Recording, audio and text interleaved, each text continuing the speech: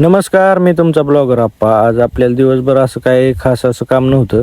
तर आज आपण सकाळ सकाळ जाऊन आपला जो 2 नंबरचा प्लॉट आहे त्याच्यावर पाणी लावायचं होतं, तर त्याच्यावर पाणी लावलं होतं. तर पाणी लावून झालं की परत 10 वाजता आपण गुरं पाणी पाजून घेतली. गुरं पाणी पाजून घेतली की आपल्याला आज आपण जो गुरांसाठी घास केलेला होता ते भिजवायसाठी गेलतो. तर मग ते 1 वाजेपर्यंत सगळं भिजवून घेतला. परत मग 5 वाजेपर्यंत झोपलो होतो.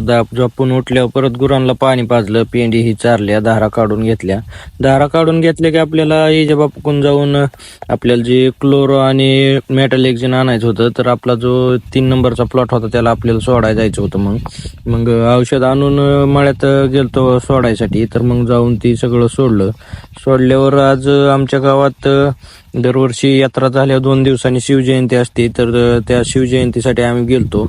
तर मग महाराजांचं दर्शन घेतलं. तसंच पोरं एक 10-11 वाजेपर्यंत सगळे डीजे पुढे नाचते ती. अशा प्रकारे आमच्या गावातली शिवजयंती साजरी करतात.